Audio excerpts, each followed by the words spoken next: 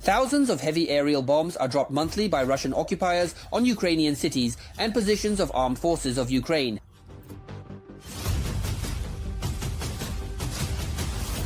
Since 2023, FABs and the so-called CABs have notably become one of the trump cards of the invading army in their strategy. From the perspective of the Russians, the tools of this war include KBs and manpower. Everything else has a lesser impact on this war. For almost 3 years of relentless war, in response to the massive daily bombings with aerial bombs, the armed forces of Ukraine were unable to respond symmetrically. Now, however, the Ukrainian army's drone forces have confirmed that Ukraine is using long-range UAVs to carry out strikes in strategic operations. 150 kilobomb.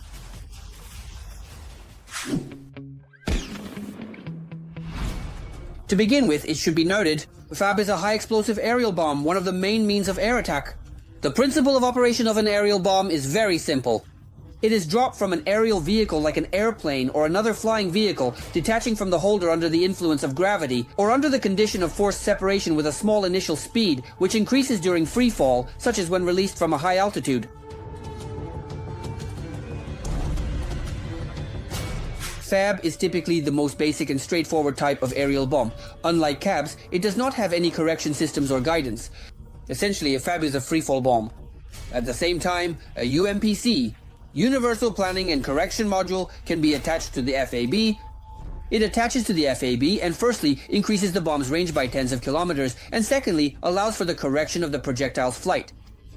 And then you need a mechanism to attach this UMPC, which has a positioning system, GPS, which is essentially used to control this bomb when these small wings unfold. On this MMPC, and it somehow plans the direction of the target.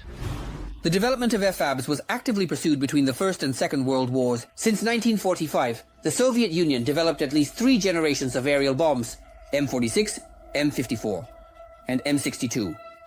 The key difference in these series is the carrier for which they were developed. The M46 was developed for use with subsonic aircraft that were in service in the late 1940s. However, the subsequent series were reinforced with additional steel. In the body, they could be used with jet aircraft that accelerated to speeds of about 1,000 km per hour.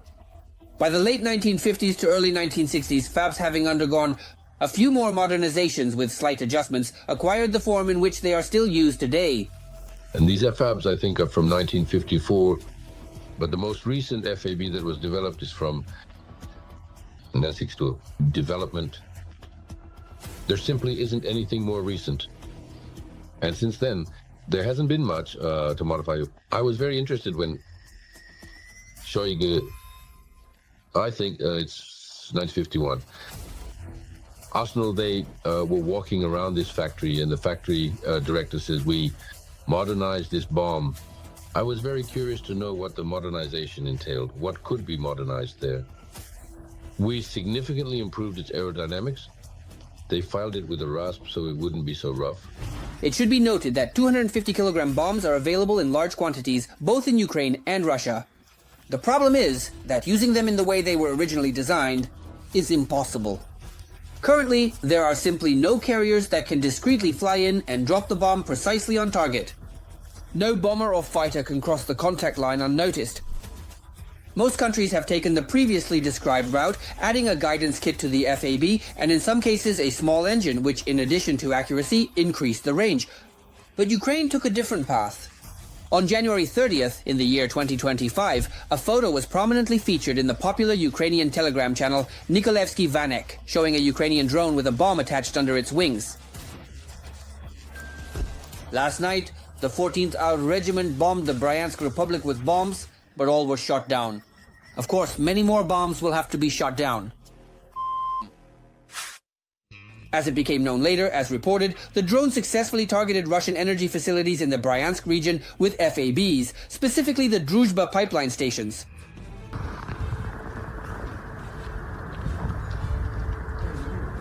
In the case of the Russian Federation, the carriers of aerial bombs are 4th-generation Su-34 fighters.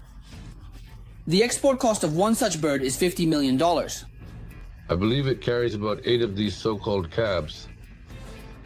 Actually, FAB's 250 flies towards Ukraine rises to an altitude of 14 to 15,000 meters, covered by Su-35 fighters. Well, quite modern, 4++ generation. They are quite capable.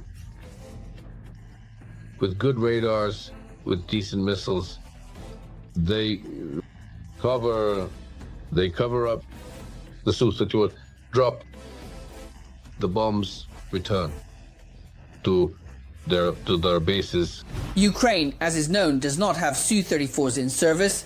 Therefore, to use FABs, they had to get creative. Well, the people wouldn't be able to create an aircraft like the Su-34 through the efforts of garage cooperatives. But we took a different approach. We took simple light aircraft. There are a number of them, probably around 10 that we operate. There are 3 or 4 types for the initial stage of pilot training, who will later engage in sports aviation. But you call it a sports aircraft. In such a light sports aircraft designed for 2 passengers, the pilot is replaced by remote electronics and the passenger by explosives. Thanks to this, the small aircraft turns into a large drone capable of carrying several hundred kilograms of payload. Moreover, the low cost of such aircraft, potential FAB carriers, is a significant advantage. The cost of such a small aircraft, well, on Amazon you can buy there a similar small aircraft for example, a Sky Ranger can be purchased for between $20,000 to $30,000. This is without the engine. Well, another 8,000 euros for the engine. Considering the low cost, it can be confidently said that the fleet of such bombers will only expand in the future. Apparently, these bombs can be delivered there for 200 to 50, at most, I think, 300 kilometers, because this is already related to the tactics of use. This involves organizing a communication channel, video communication, through a relay, via satellite and satellite guidance.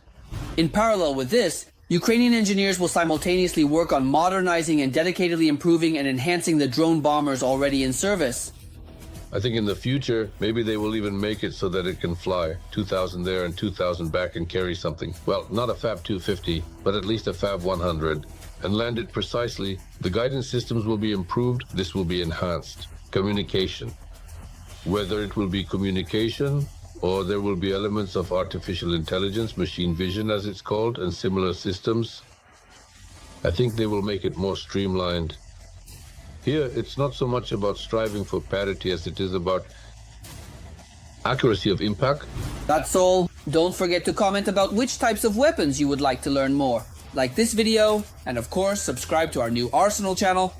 The link is in the desk under the video.